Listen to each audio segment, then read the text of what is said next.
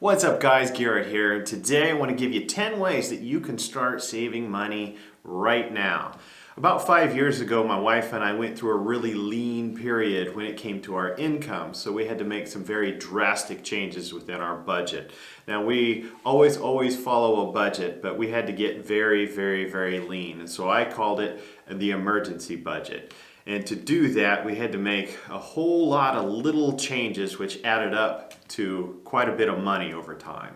Now the first adjustment that we made was actually to the thermostat. Studies show that you get a 1% savings for every 1 degree difference that you make in an 8-hour period of time. So if you make just a 1 degree change in your thermostat over that entire day, you saved 3% that entire day. 2 degrees, 6%. Now a few percentage points may not sound like a lot, but it actually does add up over time. So if you have normally a 200 degree heating and cooling bill during the year, just a 1 degree difference can save about $70 to $75. So just times that by however many degrees difference you make, and that's what your savings is going to be. The recommended temperatures are generally 78 in the summer and 65 in the winter. And when we were going through our really lean period, we stuck to that like glue. And when it comes to your thermostat, choosing a programmable thermostat is a very smart idea. We chose an Ecobee 3 because it's internet enabled, has a lot of adjustments within it. And we actually have one in our master bedroom, and we didn't like that click that you normally hear with most thermostats. This one does not click whenever you do it, so there's a link down below if you want to get one of those, but I give it a big thumbs up. The second change is actually for all of you coffee drinkers out there. Now we've all heard, hey, don't go to Starbucks every single day. Obviously, that gets very expensive. Now you can be just like me and I don't drink coffee or sodas or anything like that. I just drink water. That is absolutely the cheapest way to go. But if you are a coffee drinker just like my wife is, I would suggest brewing your own coffee at home. And I'm not talking about the big pots of coffee, because to me that's pretty wasteful, and most people just get 1 cup of coffee regardless, or they get another one at the office because many times your office will supply it for you. So if you're making one at home, I'd suggest getting your own coffee maker. Now, you don't necessarily have to go out and buy one brand new. I'd suggest getting one off of, say, Facebook Marketplace. I looked just this morning, and you can get a Keurig for anywhere from 30 to 50 bucks. Of course, you can always go to the store and buy the K-Cups, but I would go one step further. You can buy these reusable filter K-Cups. Therefore, you just go to the store, get your favorite coffee in bulk, and just take a small amount out, put it into this reusable filter, brew your cup, and then after you're done, you just wash out the filter and use it again the next day. These reusable filters are also pretty darn cheap. You can get a 2-pack of them off of Amazon for just a little under $8. Link below. My third tip is to limit how much you drive. Only go to what's necessary, and when you do go out, try to make multiple errands at the same time. It saves time, it saves fuel, it saves wear and tear, and it saves maintenance costs as you go. If you can, use public transportation or a bicycle, or consider walking.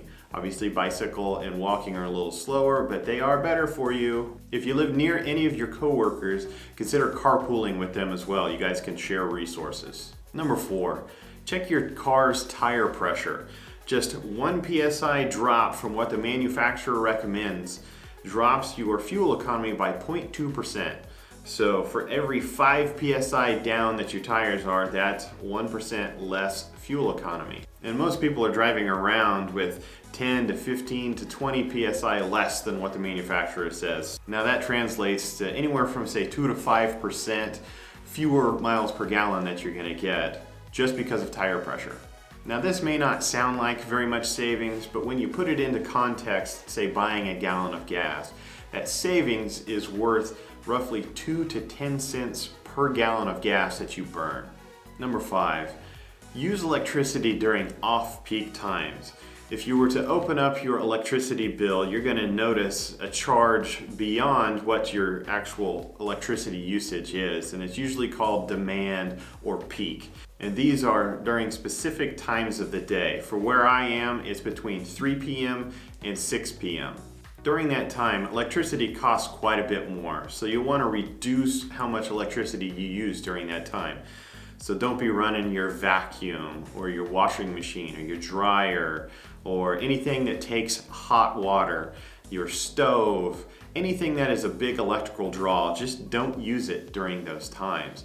As well as set your programmable thermostat to not come on during that specific time. Just changing when you use electricity can actually have a pretty substantial effect on your bill.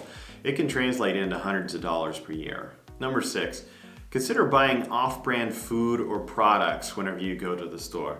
Now, not all products are going to be created the same, but there are many that are made by the exact same manufacturers as the ones that you may already be getting. For example, Aldi cereal is made by General Mills.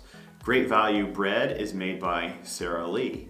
Great Value peanut butter is made by Peter Pan, and Kirkland coffee is made by Starbucks. Number 7, consider taking your own lunch to work. Generally, you can make it yourself for $2 or less, a lot of times considerably less. If you're one of those people that eats out every single day at work, you're gonna see a huge drop in how much you spend. Let's just call it an average. Let's say you average $7 per lunch and it only costs you $2 to make your lunch. And let's assume that you still go out once a week. That translates to $5 savings per day, $20 per week, or $1,000 saved in that entire year. Obviously, if you spend more than that $7 average, you're gonna save a heck of a lot more. So you can cut a lot of expense just by doing this one thing. Number 8, if you have cable or dish or something like that, consider dropping it altogether. Just get an antenna. There are quite a few over-the-air stations, and then whatever you don't get over the air, just switch to a streaming service of some sort. So let's just say your cable bill is $100 a month and you can cut it completely out and get $30 worth of streaming services, and that fits the bill. Well, that's $70 per month saved. But if you do decide to keep cable, call in, threaten to cancel, be serious about it, and I almost guarantee they're gonna drop it anywhere from 25 to 50%. Number 9, obviously you're watching this over the internet, so that means you have an internet plan. Ask yourself, are you using every bit of that internet plan, all of that speed that they give you? If you answer no, then most likely you can just call in, drop your plan to the next one down, save a few bucks a month, and you'll be able to continue just like nothing else changed. Number 10, inspect your home's toilets and faucets for leaks. You'd be amazed, but I have a whole lot of rental properties, and when, say, a toilet flap hangs open, it can end up costing either the tenant or me hundreds of dollars per month just in the extra water usage. So make sure that you check all of those. Does that toilet run just every so often, just has to refill every so often? Do you have a faucet that's just got a perpetual drip? It's a lot cheaper just to either repair or replace those things than it is to keep paying for all of that water. Plus, it's just an irresponsible use of water. If you do have to replace any of those, like the toilet or the faucet or say a shower head, consider getting a low flow unit. That'll just save you over time. It's an investment. Like I said before, my wife and I still use these, and we use these to get out of our rut. By doing this, living a simple life, diligently budgeting and trying our best to only buy assets, it's made us millionaires, and it can do the same for you. So the first thing you need to do is hit the like button down below. If you do, in one more week, I'm going to give you 10 more ways that you can save money. While you're down there, go ahead and hit that subscribe button as well. I'm going to have lots more content just like this, ways to save money, ways to make money, how to budget, all kinds of stuff in the upcoming weeks. So stick around. I think you're going to enjoy it. Thank you guys. I'll see you next time.